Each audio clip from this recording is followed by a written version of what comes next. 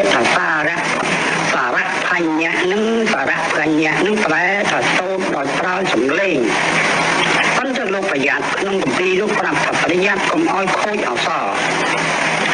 បត់នៅជាបត់តាមដែលរៀនចុះប៉ុន្តែអក្សរឲ្យនៅទៀងទាត់តាមកាបតាមអីរបស់បាលីនោះតែខូចអក្សរផ្លត់វែងជាខ្លីជាវែងក៏រូបជាលហូបលុបទីខ្លះជាសាច់ចំណេះបើជាភិក្ខុសូត្រត្រូវអាបត្តិប្រកបព្រះឲ្យឈ្មោះថាត្រូវអាបត្តិត្រូវទូបើជាប្រសពគ្មានអាបត្តិទេប៉ុន្តែគាត់នៅចកាចកៅចុះឥឡូវបើថាអាចារ្យគាត់ថាត្រង់សទ្ធំអីត្រង់ត្រង់សទ្ធសន្តិតសត្តាបរិច្ឆខជាតិកាក៏សូត្រសន្តិសត្តាបរិពាជក់ទៅវិញទេសេតុធម្មងអនុកម្មពីមង្បជាងវាអស់ប៉ុណ្្នឹងហើយគាត់ថាទេខ្លែតុធម្មងអនុកម្មពីមង្បជាងទៅត្រូវខ្លះដល់ទៅសត្វធម្មភេរិងវិនយញ្ចកាយំសបញ្ចប្រន្ធាំងអភិធម្មចាំម៉ាំងហ្នឹងអសមកមានជើងហើយដល់ស្បែកអភិធម្មចាំម៉ាំងអាកោដាក់យន្តោចតុសច្ចចន្ទំបពុទ្ធនិយេបរិសាយៈមច្ឆេ4ឃ្លាទៀតក្នុងមួយឃ្លាមានមួយដណ្ដប់ម៉ាត់រួម4ឃ្លាទៅត្រូវជា44ម៉ាត់គ្រប់44ម៉ាត់ខាងចុង4ឃ្លានេះគេហៅ4បាតហើយនឹង48ម៉ាត់ខាងចុងខាងដើមទៀតសំទៅមក5មាដែលសូនបាញ់នេះមាន80មាន92អសគាត់តែគឺអ្នករៀននេះគេរៀនអញ្ចឹងគេចេះអញ្ចឹងគេចេះតែទៀត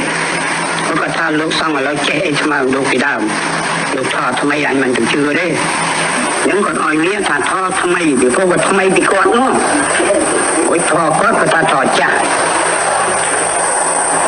តាមពិតមិនមែនថតមានចាស់មានថ្មីទេសូមជម្រាបថាមានសម័យនេះកែសម័យឲ្យគាត់ទេថតចាស់ថតថ្មីណាថតគ្មានចាស់គ្មានថ្មីទេបើនិយាយជំនាញតែស្អាតជានិច្ចឧបមាដូចជាសុចរិតសំណប់អមមាន3ហ្នឹងលោកហៅកាយកម្មណាកាន់ពេលណាគេបានសេចក្តីគប់ប្រសាពេលនោះសុខស្រួលពេលនោះគេកាន់តាំងពីកាលណាមកវិជ័យសុចរិត4ទៀតគេកាន់មិននិយាយកុហកគេកាន់មិននិយាយពាក្យញុះញង់គេមិននិយាយពាក្យអុចអាលគេមិននិយាយពាក្យលេះលោះឥតប្រយោជន៍គេមិននិយាយពាក្យអីប្រកុកបោះបោកកំហុសកំឯងគេប្រើសម្ដីសុភមសុភាពទុនខ្លួនតាមចាស់តាមក្មេងវានៅតែថ្មីអញ្ចឹងកូនណារៀនចាស់ក៏ដោយក្មេងក៏ដោយតែគេកាន់មិនត្រូវវានៅតែត្រូវអញ្ចឹងមួយចាស់ថ្មីសម្លាងអញ្ចឹងមានចាស់អីអត់ទេមនោទុច្ចរិត3កាន់តមិនមានអភិជាភាពបាត់លោកលន់គម្រាមកំហែងយកប្រយោជន៍ខ្លួនឲ្យគេខូចប្រយោជន៍គេមិនជាបាត់ផ្ដន់ទាឈ្នានីគេមិនយល់ខុសថាជាត្រូវខុសក៏ដឹងតែខុសមិនដឹងទេសួរគេទៅយូរទៅអត់ដឹងទៅអានេះគេហៅថាមនោសុចរិតគឺប្រព្រឹត្តត្រូវនឹងចិត្តណាប្រព្រឹត្តពេលណានោះចេះតែបានសេចក្តីល្អពេលនោះបើនិយាយតាមច្បាប់សាសនាគេថាបានបុណ្យនោះអញ្ចឹងបុណ្យបច្ចុប្បន្ននេះចុះបានយ៉ាងម៉េចថាបានសុខបានស្រួលបានល្អបានគេរាប់រកបានគេមិនរិះគន់នឹងទេទៅទាំងណាគេចង់យកជាគ្នាទាំងនោះអានេះគេហៅថាកាន់ធរហើយកាន់សុចរិតចុះថ្មីចាស់យ៉ាងម៉េចថាស្រាញ់គេកាន់ពេលណាបានផលល្អពេលនោះ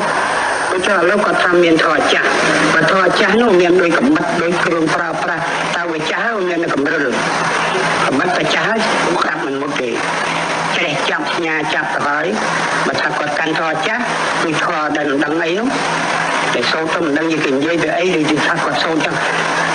សុចរិតមាន10កាយសុចរិត3វិជ័យសុចរិតមានមនោសុចរិត3រួមទៅត្រូវជា10ផងវិញចុះមិនដឹងជាសួរទៅថាស្អីកាយសុចរិតស្អីកាយដែរមាន13ហ្នឹងអញដឹង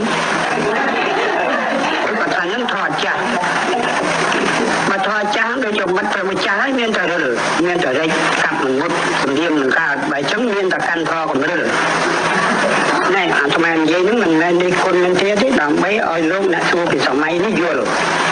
គ្មានទេគ្មានធរណាចាស់ថ្មីទេ